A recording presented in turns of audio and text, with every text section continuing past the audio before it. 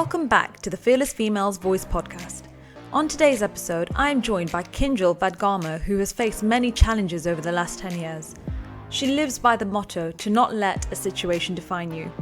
Based on this, she has worked on all of the things she loves and cares about and has overcome many challenges which have come her way, which makes her a true fearless female.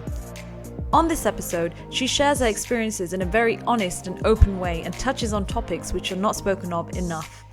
She talks about building relationships, her passion for her career, therapy, her life coping mechanisms, and her journey into motherhood, including miscarriages. This is a very inspirational episode, which I know will help many women. So without further ado, let's get stuck in. Now, tell me, what does being a fearless female mean to you? So for me, I think I sat down to think about this, and I think it's a woman who's her authentic self. It's someone who's confident to kind of forge her own path, regardless of societal norms or pressures. She's fearless to take control, do what she wants, what she needs at the right time, and in the right way for her. And I think for me, above else, it's that she doesn't let situations define her. She forges her own path to define herself. Interesting. That's a really, really good definition. I like that. So you mentioned about not letting a situation define you. So can you tell us a bit more about that? So I think when you asked me to do this podcast, I think I was quite surprised. It took me a long time to get back to you because I guess I wondered whether I would ever give myself that title of being a fearless female. But actually, I guess when I reflect on my last 10 years or so, there's been some tough situations, ones that I think probably could have defined me, would have led me down certain paths, but actually I've had to tackle them head on for whatever reason, take control, and deal with them in the way that was right for me. I didn't always get it right, but now looking back, it's pretty fearless. And I think it's helped me understand myself and what I value and what I want from life. So thanks to you, I think I'm going to own that label from now on, and talk about myself being a fearless female. You know what? I'm so glad. That's so nice to hear, because it's interesting how quite a lot of women maybe don't see themselves as being fearless, but actually everything that they've done in the past or are doing or striving to become means that they are fearless. And it's almost like a path, isn't it? You're almost you're evolving as you go along.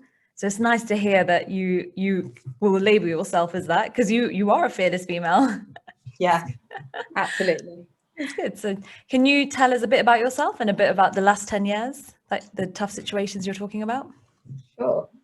So when I was about 21, I found myself back from university, like lots of my friends, but with a slight change. So I was then looking after my brother, who is 5 years younger than me. So there'd been a lot of kind of instability in our world in the few years before that. And so for me, the priority was keeping our world stable by taking control and making sure that situation we found ourselves didn't dictate us down a certain path.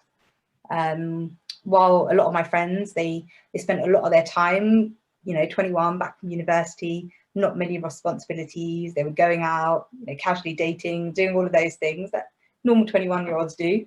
I didn't do that as much. Instead, I guess my home life was parents' evenings, cooking dinner for the family, dealing with bills. Those are the kind of things that became important quite quickly. And I think it would have been really easy for me to resent that situation. But I think now looking back, it taught me lots of good things. It taught me about budgeting, running a household. It even gave me a dry run for having a child. I'm telling you, teenage boys are no joke.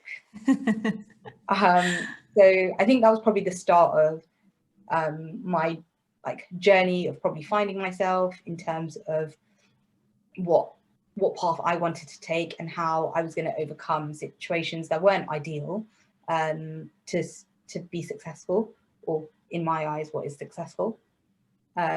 Because of that situation, like even dating was completely different for me and my boyfriend, who's now my husband.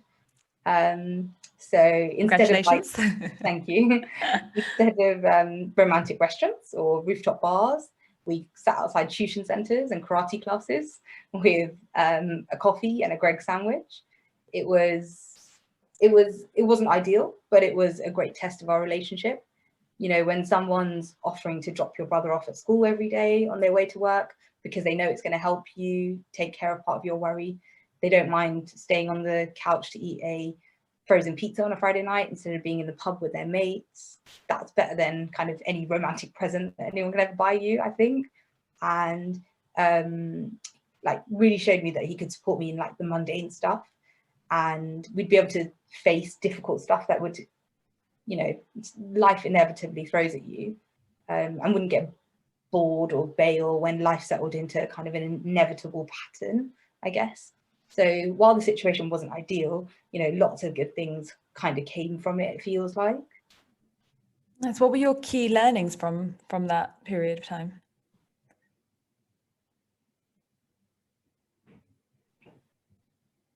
So I guess my key learnings were, and I talked a little bit, I mentioned my path a little bit. I think one of my biggest learnings was around the fact that the materialistic stuff will kind of come and go. But one of the things that I really value is generating and nurturing really close relationships. In all those difficult times, that was the thing that kind of got me through. And I think, you know, now with a much nicer car, a much nicer house, and much nicer stuff in my life, it's still the thing that I think is important. And I know it sounds a little bit cliche, but I think it's the thing that I want to spend my time looking after. Those situations taught me that, you know, my husband was the right person for me to be with for the rest of my life, hopefully. My brother was very important to me. It wasn't a situation that I had to sort out. It was one I wanted to. And the reason I wanted to is because those relationships are important to me. So lots of learnings for myself there. Good. I agree. Like with relationships, they're so important for me as well. It's really nice that your husband kind of was there for you, stepped up and did everything, especially as you were dating at the time. So as boyfriend and girlfriend. So I had something quite similar actually, because my fiance does kind of bodybuilding and dieting for like body dieting kind of thing. And during one period of time, you know, normal couples, when you're dating early, you as you said, you go out to restaurants and you eat here and you do this and all these activities. Whereas whilst he was dieting, it was very much like, okay, well, can we just take Tupperware and can we sit in the park? Or, you know, if we're going to the cinema, we can't really eat beforehand. So can we just take Tupperware and take the chicken and the veg? And I'll just be there like, yeah, I'm happy to have that. I actually don't mind. And it just goes to show just how much your mindset changes when you're with the right person, and you then know that you are with the right person. So my partner was really happy that I was able to kind of conform to that and understand and go along with it. So it's very similar to that. It's really nice that he was there for you and he's just he kind of supported you along the way. Yeah, absolutely. I think when we started dating, like Instagram and stuff like that wasn't that big of a deal, but it really is now.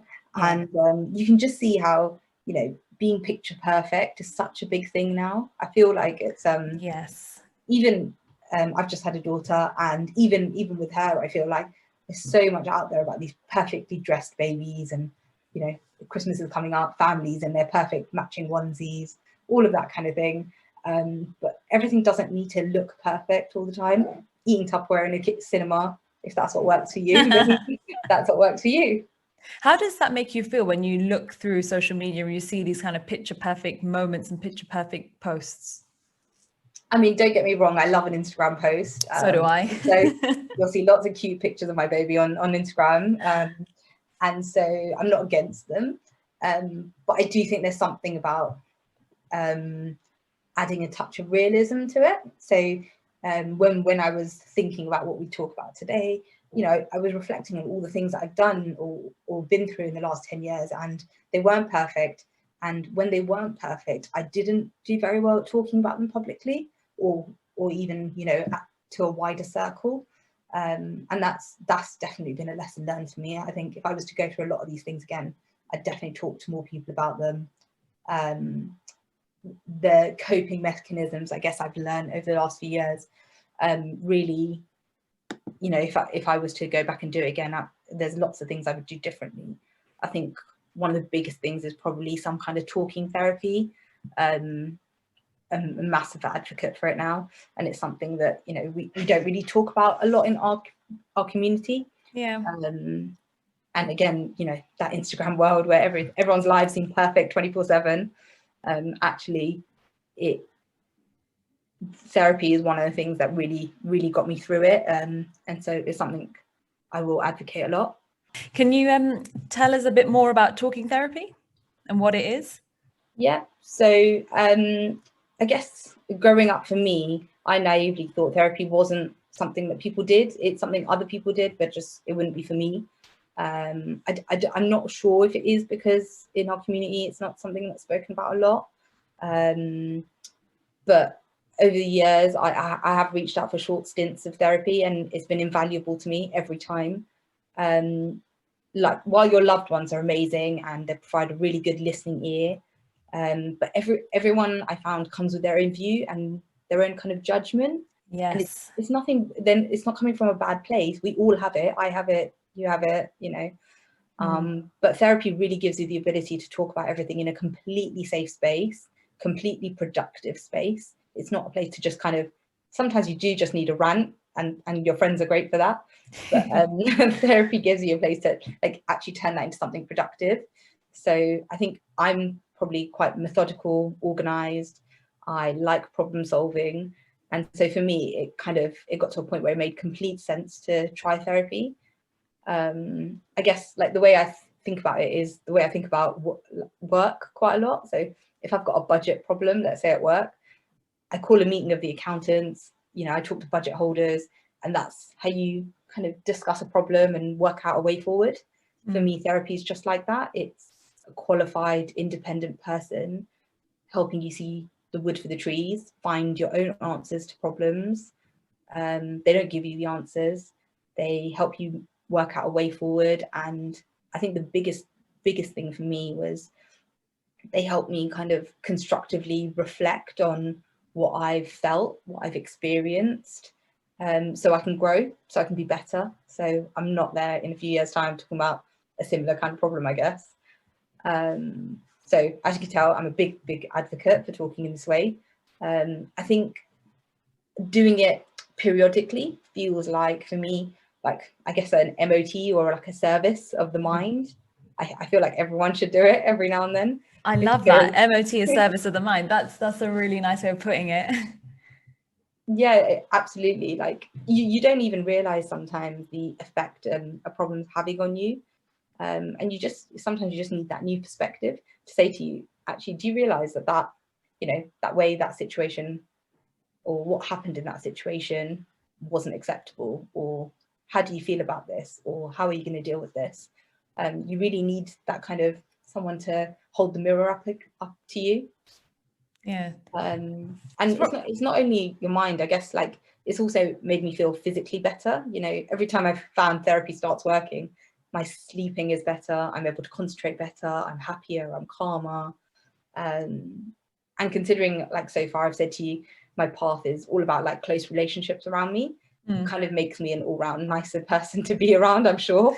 I was going to say, about probably even like 5 years ago, I didn't really know much about therapy, but I actually was one of those people who was a bit like, oh, is someone going to therapy? Or like when I think of couples going to marriage counseling or therapy or whatever it is, or someone going, I think, oh, is there an issue there? But now more and more, probably in the last like 5 years, I've realized it's got nothing to do with that. And I've actually become an advocate of therapy as well. I can't personally say I've been, but I think it's I completely get it. And I completely understand why. And it's such a good thing for mental health, stress, anxiety, for anything, any issues that you have with your mind, anything. So I think it's a really good thing to do. And I'm so glad that you're talking about it openly. And there is a lot of stigma against it, especially in our community. Why do you think that is? Obviously, it's seen as a kind of a sign of weakness for a lot of people. And especially, I think, in our community, there's something about kind of keeping the doors closed, if people don't see the problems, they don't hear about the problems, and the problems almost don't exist. But for me, I've found that those problems will just fester, holding on to anger or hatred or jealousy or whatever those feelings are. Just, and this is my personal belief, it might not be everyone's, but I just find they'll manifest themselves in another way, either physically or in my mind in another way. And so therapy means I'm dealing with it, I'm being proactive, I'm taking control, and I've said control quite a few times. Clearly, I like a bit of control. Nothing wrong with that. No, it's good because I was just thinking when you talked about letting it out there, kind of talking about your problems or talking about anything with someone. I know you mentioned the therapy piece, but also speaking to someone who your friend or family member, it's almost that judgment piece is there. And I completely get that. I was just thinking actually something similar that me and my fiance do is a weekly check-in. And this is almost like our own internal couples therapy between ourselves, and it works really well. So we every week we set aside some time, same time, we do it in the same place as well, in this coffee shop which is local to us, and we have a check-in which consists of 5 points, so 5 questions or 5 areas. So one is appreciation, so we talk about what we've appreciated, and the other one is the second point is things to do, so what we would like to do this week or what we have upcoming. We have plan for good times, so anything that we are looking to, so that could be a date night or a dinner with a family member or anything it is. And then opportunities to improve. Now this is the bit where it was originally called problems or challenges, and I was just like, you know what, I can't actually deal with this word because it makes it look like there's something wrong, so can we change it to opportunities to improve? So we've changed it, and that's where we discuss anything that's been bothering us or something that we're not happy with, and it's kind of our safe space in that area. And it's really nice to do that. And then the last one is wins for the week, so kind of our highlights, and it works really well because it's our time to really connect and talk about and reflect as well on us, on our week, what's upcoming. And that started just over a year ago now, and I think it just works really well. Like, I'd really recommend it to a lot of couples. I've told a few of my friends about it as well, and they really love the concept of it. But something individually as well, like journaling, reflecting on yourself, speaking to someone, I think it's also great.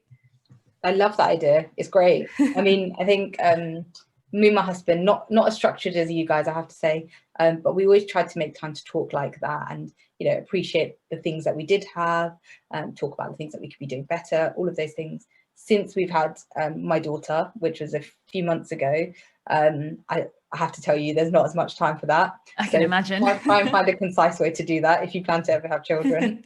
But we'll do an alternative. So at the beginning, any parent will tell you the first few months are really hard.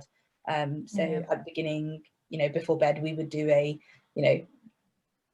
what kind of went well today, what do we want to do better this week, and it was really quick because you only have about 2 minutes to fall asleep before you're up for a midnight feed again. But I have to tell you, it really got us through, because just that appreciation of saying to each other, really well done when she was screaming for 40 minutes and you persevered, or well done on calming her down at this point, or well done on that new game you came up with that she absolutely loved for 2 hours. All those things do make you feel better. Yeah, I agree. It really does help, doesn't it? So if we go back to the last 10 years, and you were saying they were quite tough, and we've talked about one situation with you looking after your brother.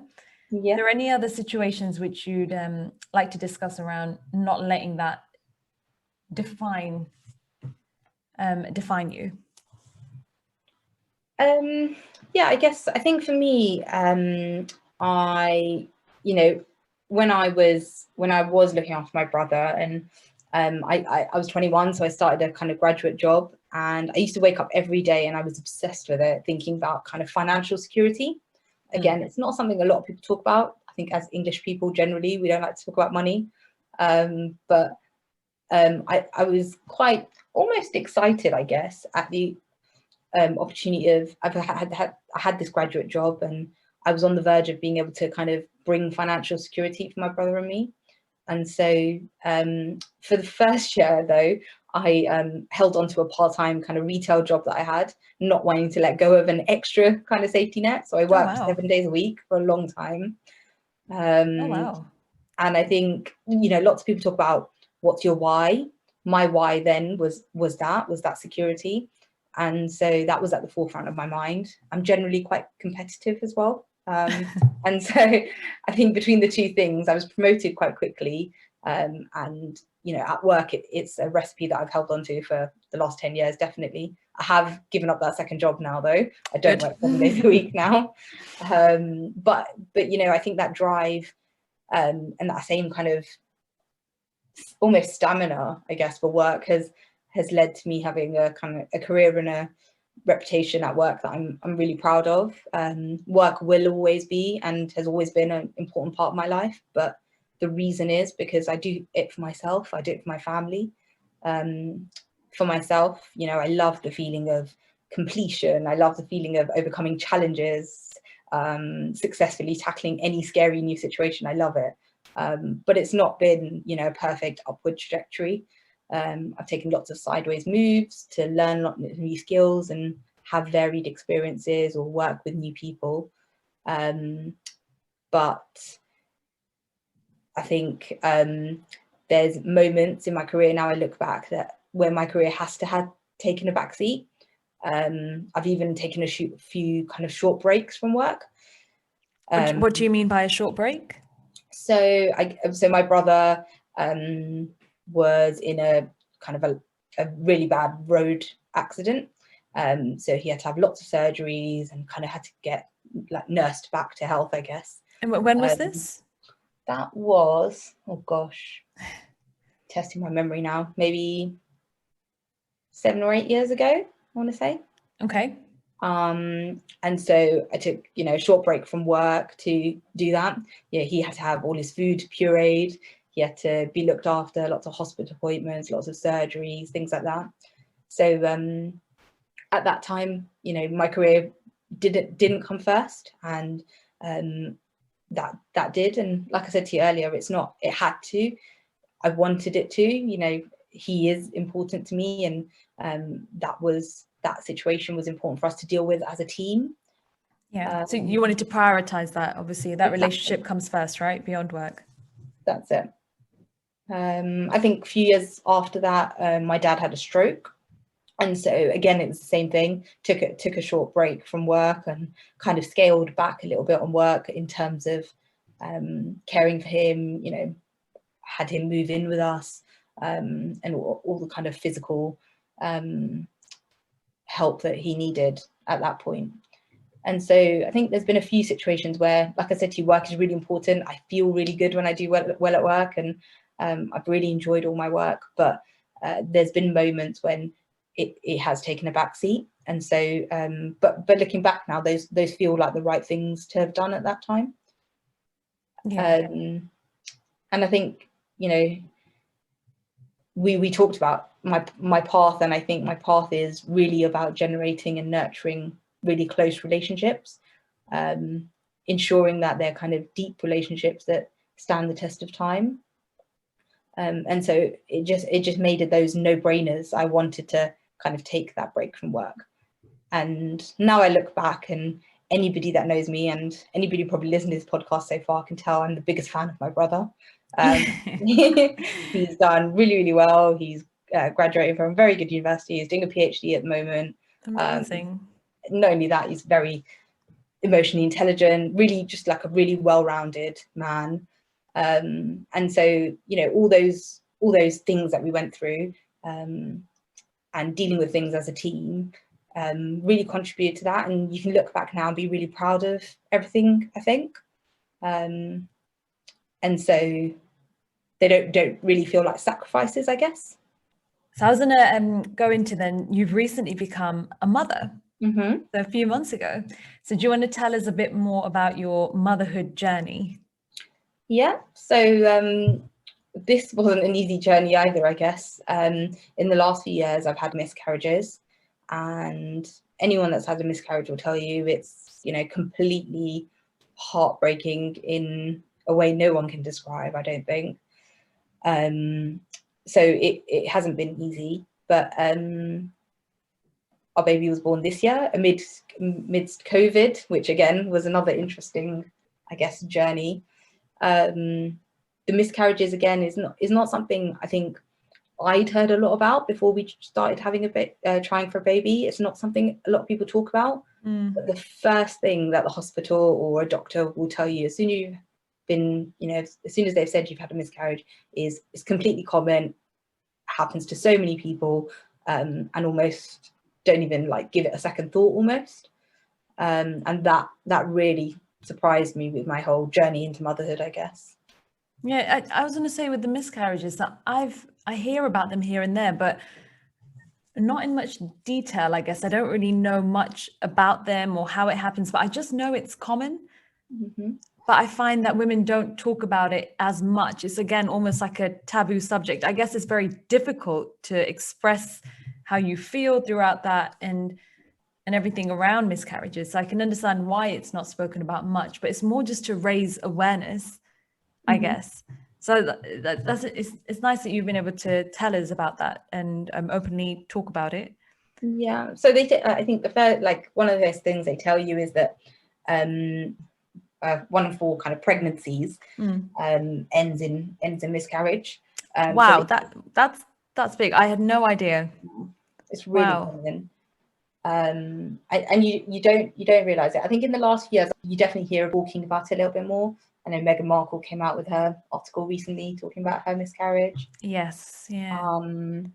But it is like the biggest shock, I guess. I think for me it was, at least, all my friends followed this perfect path of, they graduated, they got a job, they got married, and then they had a baby. And none of my friends had ever been through a miscarriage.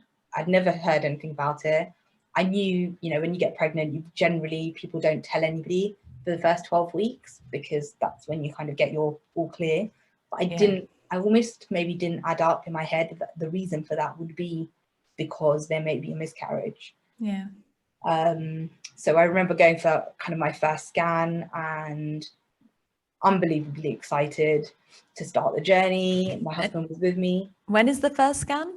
So your first scan is kind of at 8 weeks. Okay. But we went for a private scan. So this was, I think, 7 weeks. Okay. And we went for a private scan and the lady said, you don't know what to expect. You don't, and I've never been for scans like that before. And she said, I'm sorry to tell you, there's no heartbeat. And you never forget those words. And you just don't know what to do. What does that mean? How did that happen? Is it something I did? All these questions that you ask yourself. And I think you're just in complete and utter shock for so long. When I mean so long, I think for weeks and months I was in shock probably. But the very next day you go to the hospital, they confirm that there's no heartbeat. And at that point, they start talking to you about, this is really common, don't worry about it, almost don't give it a second thought. And actually that is something that is really difficult to kind of equate in your mind, I guess, because you're looking for a reason. You're like, why did this happen? Of course, yeah. I think that was for me a big thing. Did you ask those questions? And did they have any answers for those kind of questions? Yeah, the answers are just, it happened. We probably can't ever find out why it happened. So there's no root cause for miscarriages? No. Well, there is. I mean, obviously some women have, and their partners will have underlying conditions which will increase the chances. But for me, they said, you're healthy, your husband's healthy, it's your first miscarriage, it's really common. And so that's kind of all the answers you were given. You weren't really given much more than that until you have what they call recurrent miscarriages. So it's usually 3 or more. That's when they'll start doing more tests to try and understand if there's a reason. But until you have 3, they pretty much stick to the line of this is pretty normal. And so for me, I had 2 miscarriages. Each was just as hard as the next. How did you deal with that? How did I deal with that? I think a lot of it, one was probably time. Like everybody says, there's no kind of substitute for time. things got better over time. They got easier to talk about. The second probably was people. So I think that, close group that I have, my husband, my brother, and one or two close friends. But apart from that, I didn't really talk to anyone else about it. But that was really important for me, just having people around, even if we didn't talk about anything.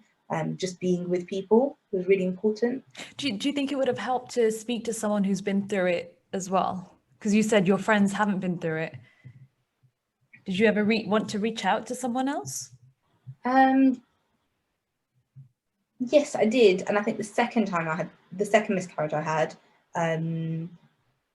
I did at that point, quite a few friends had like put me in touch with friends of theirs that had had miscarriages, for example, things like that. And that did help the second time. So yeah, a network and people that have been through the same situation as you is always helpful, I think. Yeah. But you're right, not a lot of people talk about it. And especially at work, I was so amazed that once I did feel comfortable kind of mentioning it, the amount of women at work that said to me, "Oh yes, I had a miscarriage," it blew my mind. Oh, really? Yeah, the amount of women that said that they'd had miscarriages and they were fine now. And it's nice to hear people that are on the other side of it, because it gives you hope. And I think when you've had them, the one thing that you probably don't have a lot of is hope, especially once you've had more than one. Yeah, I can imagine. But it's nice that your work were understanding and that there were women there who were able to kind of say, yes, we've had that too. So it's quite nice that you have that network there. Mm-hmm. Yeah, absolutely. My work were beyond amazing. And that helped me massively. It made me feel good about going back. And it definitely makes me want to talk about it a lot more to other women, because it's one of the things that I talk to my friends about, not to scare them, but to say to them, just have a realistic outlook on this. It might not happen straight away, and even if it happens straight away, it's not a perfect line to success always. At work, I co-chair the Women's Network, and this is kind of one of our kind of key messages is make the choice that's right for you at that time. Especially in the workplace, there's hundreds of books out there telling you to lean in or pull up a chair to the table, but doesn't mean you should feel the pressure to have a high flying career at that or every moment. When I had the miscarriages, that wasn't the first one, especially, it wasn't the right time for me to focus on work. So for a month or two, I just needed to kind of lay low and do my 9 to 5 and go home and recoup. My mind was tired, my body was tired. But then after the second miscarriage, I dealt with that completely differently, and I threw myself into work, and actually it was a brilliant diversion for me, and it felt like I was doing something constructive. And so it really is about making it work for you, I think. Yeah, absolutely. And it's interesting, you mentioned around women who talk about these things, but also you share it with your friends, not to almost scare them, but just to make them aware. Because it's true, when I hear of, oh, this person's pregnant and this person's pregnant, I just think of, oh, that's great.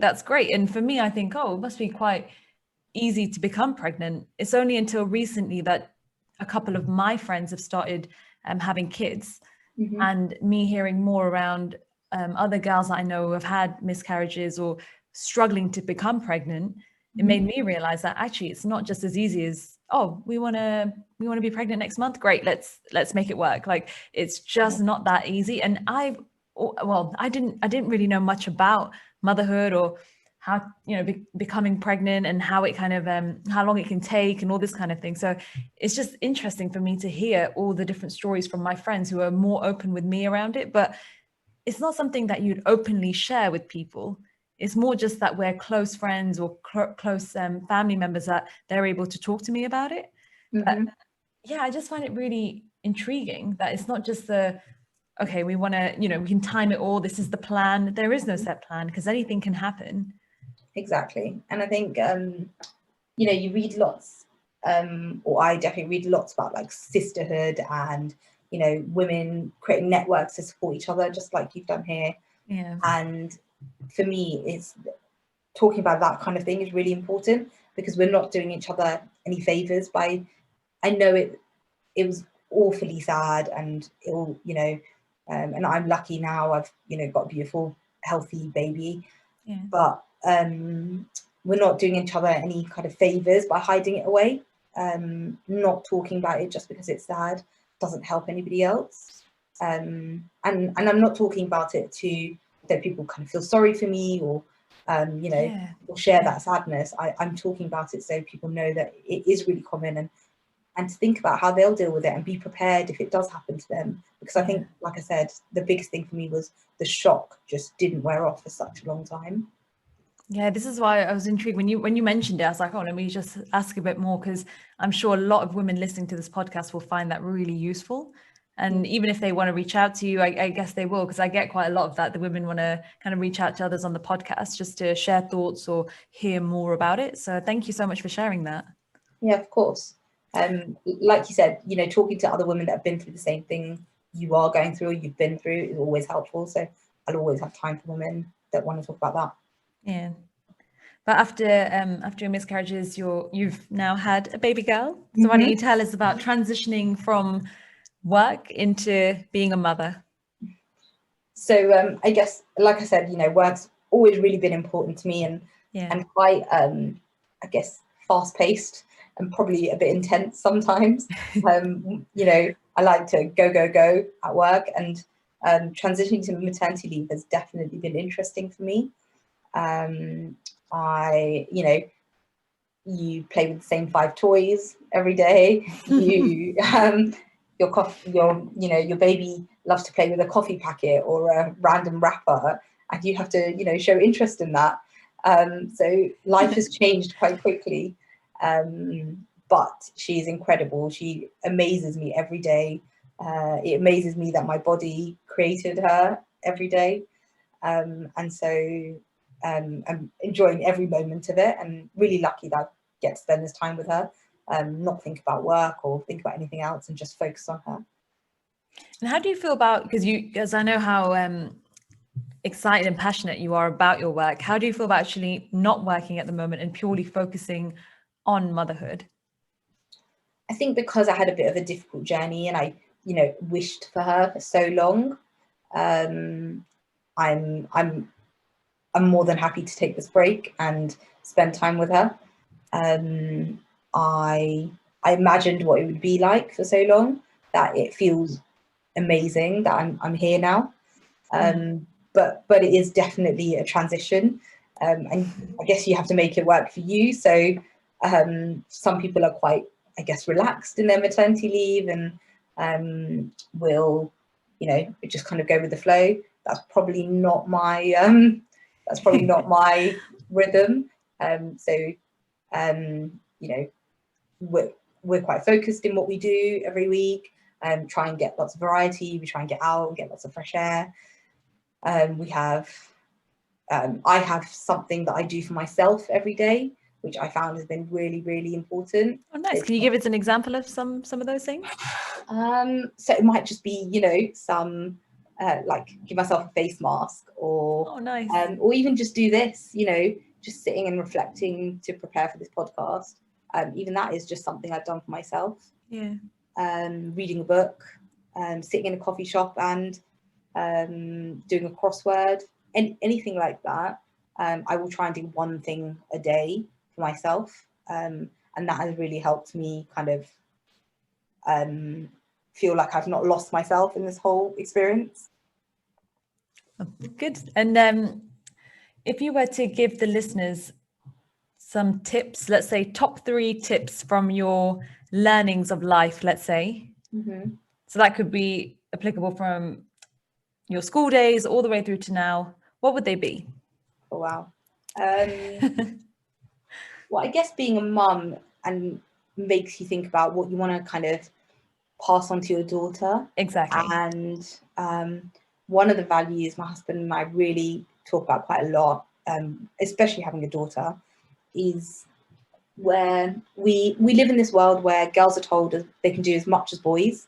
I know growing up, I was like that. I don't know what your childhood was like. I know you're an engineer, so again, telling girls they can be an engineer. It's not just a job for boys. We were told lots of things like that growing up. But for me, I always took that as meaning I had to do everything.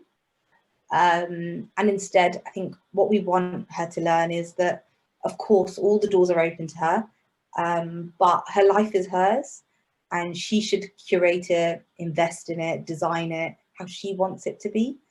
And difficult things are going to happen, but she'll handle it, and everything will be okay. All these situations I found myself in, I've done a lot, but I'm fine. More than that, I'm stronger for it. And I've learnt my coping mechanisms. And in the same way, she'll cope, and she will not only that, but she might find she'll flourish. Maybe that's when she'll kind of really learn something about herself, or meet a life partner, or develop a new skill. But that's one of the biggest things kind of we talk about teaching her. I love that. Some really good lessons and values there. So what are you most looking forward to, let's say, in the next 6 months? Neva will start walking. Oh. Everybody tells me is going to be an absolute nightmare because I'm not going to be able to control her. But I am looking forward to that. You can already see her kind of personality shining through. So I'm, it's almost like getting to know a new person. I'm really looking forward to seeing what kind of person she's going to become. And that's really exciting for me. Going back to work is going to be really exciting as well, because I feel like I'm going to have to learn everything all over again. And when do you go back? In the summer. Okay, good. So that is going to be really exciting for me as well. And hopefully the end of COVID will be really exciting because I am missing my friends and family lots. Oh gosh, yeah. And missing socializing, missing showing off Neva, all of those things. Oh yeah, because have you had many people over to see, or have many people met her? No, not really. No. Apart from the grandparents, not many people have met her. So it will be really nice for her to kind of spend time with people, and people kind of see her. So definitely looking forward to that. Oh, I love it. So Kinjal, thank you so much for coming on my podcast. I've really enjoyed speaking to you. It's been a pleasure having you on. Thank you so much for having me. When I was kind of asked to come on the podcast, I wasn't sure about how much of my story I might share. But reflecting on it, I'm really proud of it, and proud to maintain my drive through everything. And so I'm quite happy to actually let these outcomes and experiences define me. So Good. Thank you for inviting me. And at the beginning, we talked about being a fearless female, and just listening to this, I can say you are definitely a fearless female, and I can't wait for your young girl to grow up, because she's got a badass mother, so you'll be teaching her plenty. So yeah. Thank you. There's lots of fearless females out there. Yeah, for sure, definitely. Look forward to more podcasts. Yes. Thank you. Thank you so much for listening to the Fearless Females Voice podcast. Be sure to join our Facebook group called Fearless Females, and stay tuned for the next episode. Bye for now.